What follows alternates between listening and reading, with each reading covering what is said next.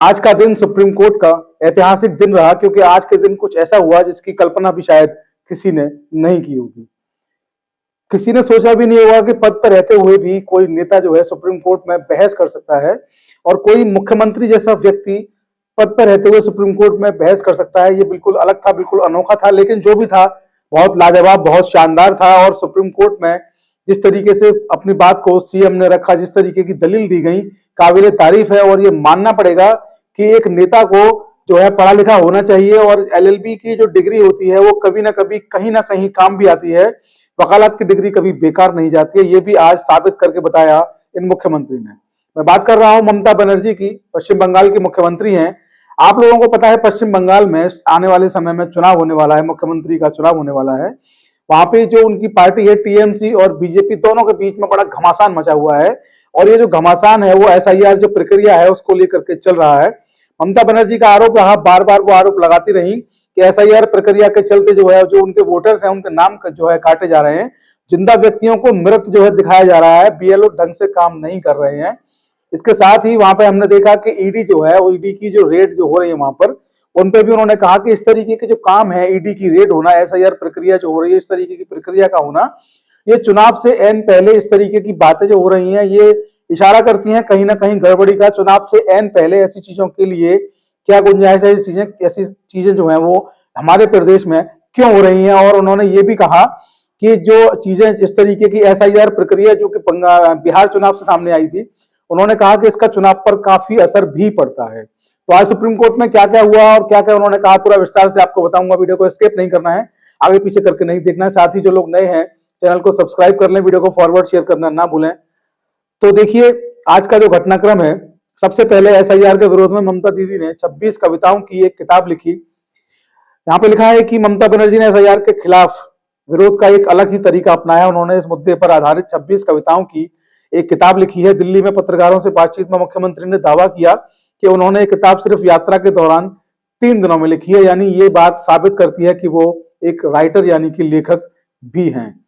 ममता के पास एलएलबी की डिग्री, आवेदन में कहा गया कि सुप्रीम कोर्ट के तौर तरीकों को मैं समझती हूँ। मैंने कल भी जो वीडियो था पिछला, उसमें भी मैंने बताया था कि सुप्रीम कोर्ट में खुद उन्होंने अपनी बात को कहने की, अपनी दलील को पेश करने की बात कही है, अनुमति मांगी है।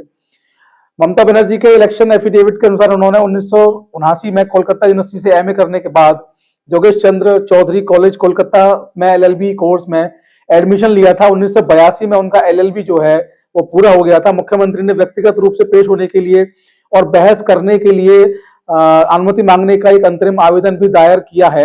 अपने आवेदन में ममता ने कहा कि आर्टिकल 32 रिट में याचिकाकर्ता होने के नाते वह इस मामले में पूरी तरह से वाकिफ हैं कि उनको क्या कहना है। चूंकि वो टीएमसी की अध्यक्ष हैं, पश्चिम बंगाल की मुख्यमंत्री हैं, इसलिए वो बेहतर समझती हैं, तौर तरीकों को भी समझती हैं और जो समस्या उनको भी समझती हैं। सुप्रीम कोर्ट उनको अपनी बात को कहने की अनुमति दे, और इसी अनुमति के चलते आज वो अपनी बात को सुप्रीम कोर्ट में कह भी पाई हैं। तो देखिए, ये जो मैं आपको पढ़कर सुना रहा हूँ, ये दैनिक भास्कर से मैंने यहाँ पर लिया है। बात करते हैं हेडिंग की। यहाँ पर हेडिंग है कि एसआईआर पर ममता बोली, इलेक्शन कमीशन बंगाल को बना रहा है निशाना, नाम मिसमैच पर दिए नोटिस वापस लिए जाएं, पहली बार किसी सीएम ने सुप्रीम कोर्ट में दलील दी। देखिए, मैं पहले भी कह चुका हूं, ये हिस्टोरिकल बात है। किसी मुख्यमंत्री ने सुप्रीम कोर्ट में सीजीआई की बेंच के सामने दलील दी है, ये पहली बार है, हिस्टोरिकल है, इसके लिए इनकी तारीफ भी की जानी चाहिए। ममता बनर्जी की तरफ से लिखा गया दैनिक भास्कर में यहाँ पर कि समस्या यह है कि जब सारी प्रक्रिया पूरी हो जाती है तब भी हमें न्याय नहीं मिलता। ऐसा लगता है जैसे न्याय दरवाजे के पीछे खड़े होकर आवाज लगा रहा है, लेकिन दरवाजा खुल नहीं रहा है। देखिए, बड़ी गंभीर बात है। न्याय दरवाजे के पीछे खड़े होकर आवाज लगा रहा है, लेकिन दरवाजा खुल नहीं रहा है। तब हमें महसूस होता है कि शायद हमें कहीं न्याय नहीं मिलेगा।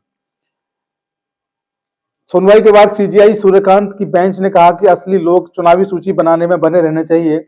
ममता की याचिका पर बेंच ने चुनाव आयोग और पश्चिम बंगाल के मुख्य चुनाव अधिकारी से 9 फरवरी तक जवाब मांगा है। उनका एफिडेविट उन्होंने मांगा है सुप्रीम कोर्ट ने। सुप्रीम कोर्ट के इतिहास में पहला मौका था जब किसी राज्य के मौजूदा मुख्यमंत्री ने कोर्ट में पेश होकर अपनी दलीलें दी हैं। सुप्रीम कोर्ट में सीजीआई की बेंच इस पूरे मामले की सुनवाई कर रही है। तो देखिए, यहाँ पर मुख्यमंत्री ममता बनर्जी ने क्या दलीलें दी वो मैं आपको बता दूं। उन्होंने कहा कि चुनाव से पहले 2 महीने में ऐसा कुछ करने की कोशिश की जा रही है जो 2 साल में होना था। खेतीबाड़ी के मौसम में लोगों को परेशान किया जा रहा है। 24 साल बाद इसे 3 महीने में पूरा करने की जल्दबाजी क्यों? 100 से ज्यादा लोगों की जान चली गई। ईसीआई की प्रताड़ना के चलते बीएलओ की जान जा सकती है, जान जा रही है।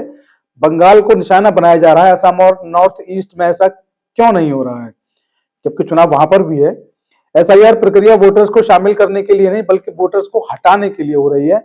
अब तक 58 लाख लोगों के नाम हटाए जा चुके हैं, बड़ी संख्या है। 58 लाख लोगों के नाम जो है इस प्रक्रिया के चलते हटाए जा चुके हैं। भाजपा ने माइक्रो ऑब्जर्वर नियुक्त किए जो बीएलओ अधिकारों को दरकिनार करते हुए नाम हटा रहे हैं, नाम मिसमैच कर दिए हैं, नोटिस मिसमैच वाले जो नोटिस है वो वापस लिए जाएं। सर बेटी शादी के बाद ससुराल जाती है, पति का टाइटल इस्तेमाल करती है, यह भी मिसमैच है। कुछ बेटियां ससुराल चली गई, उनके नाम डिलीट कर दिए गए हैं।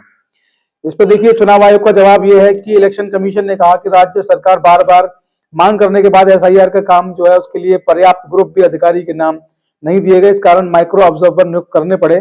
सभी नोटिस में कारण होते हैं जिनके नाम हटे, उन्हें अधिकृत एजेंटों को लाने की अनुमति भी दी गई थी, लेकिन वो अपने एजेंट लेकर नहीं आए। चुनाव आयोग, राज्य चुनाव आयोग का यहाँ पर जवाब है। उन्होंने कहा कि हमने राज्य सरकार को कई पत्र लिखे हैं, हमें क्लास 2 अधिकारी दें, लेकिन ईआरओ को नियुक्त किया जा सके। उन्होंने उस रैंक के लगभग 80 अधिकारी दिए हैं, बाकी निचले रैंक के हैं, इसलिए हमें माइक्रो ऑब्जर्वर जो हैं वो नियुक्त करने पड़े हैं। सुप्रीम कोर्ट में ये जो चुनाव आयोग है उसकी तरफ से कहा गया। इसके बाद देखिए सुप्रीम कोर्ट में जो सीजीआई हैं सूर्यकांत साहब, उनकी जो बेंच है उसमें सीजीआई सूर्यकांत ने कहा सभी नोटिस वापस लेना अव्यवहारिक है, नाम की स्पेलिंग में गड़बड़ी होने पर चुनाव आयोग को नोटिस जारी न करें।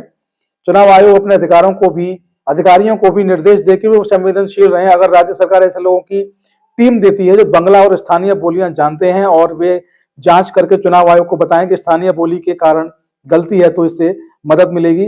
स्थानीय बोली के अनुवाद को एआई की मदद लेने के कारण अगर ऐसा हो रहा है तो हम समाधान निकालेंगे। इस वजह से असली मतदाता को बाहर नहीं किया जाना चाहिए। देखिए एआई की मदद से मतदाता सूचियों का पुनरीक्षण हो रहा है, एसआईआर की प्रक्रिया हो रही है, क्योंकि ज्यादातर जो अधिकारी जब काम में लगे हैं वहां पर उनको बंगला भाषा जो है वो नहीं आती है। तो सीजीआई ने यह भी कहा कि एआई की मदद से इस काम को ना करें, व्यवहारिक तौर पर इस काम को करें। तो देखिए पूरा का पूरा प्रकरण आपके सामने रख दिया है, पूरा मामला आपके सामने रख दिया है। सुप्रीम कोर्ट में ममता बनर्जी ने बड़ी अच्छी तरीके से अपनी बहस को किया, बड़े अच्छे तरीके से उन्होंने अपनी दलीलों को रखा है। सीजीआई सूर्यकांत साहब ने भी उनकी दलीलों को बड़े गौर से सुना, बड़े काबिल तारीफ उन्होंने जो दलीलें दी उनको बड़े ध्यान से सुनने के बाद उन्होंने भी आदेश जारी किया है। उन्होंने भी ये कहा अपनी, मैंने भी बताया आपको, उन्होंने भी ये कहा अपने इस आदेश में शॉर्ट में कि इसमें जो है व्यवहारिक तरीका अपनाएं, एआई की मदद ना लें, व्यवहारिक तौर पर जो अधिकारी हैं वही इस काम को करें और वही लोग करें जो बांग्ला भाषा, स्थानीय भाषा को जानते हैं, एआई इस काम को ना करें। खैर इस मामले में ममता बनर्जी जैसे कि शुरू से आप लोग देख रहे हैं बिल्कुल भी कमजोर नहीं पड़ी हैं। एक दमदार नेता होने के नाते, एक दमदार मुख्यमंत्री का उन्होंने परिचय दिया है। पश्चिम बंगाल से लेकर सुप्रीम कोर्ट तक आपको सड़क तक संघर्ष करती दिखाई दी है पिछले दिनों ममता बनर्जी, और आज सुप्रीम कोर्ट के अंदर सीजीआई के कोर्ट रूम के अंदर भी बेहतरीन शानदार दलीलें जो है उन्होंने पेश की, इसके लिए बधाई की पात्र हैं। आगे जो भी कुछ होगा उससे आपको अपडेट कराते रहेंगे। आज की वीडियो में हमारे पास केवल यही जानकारी थी, केवल इतनी जानकारी आपको देने के लिए आए हैं। वीडियो को शेयर फॉरवर्ड करना ना भूलें। जय हिंद, जय भारत, नमस्कार।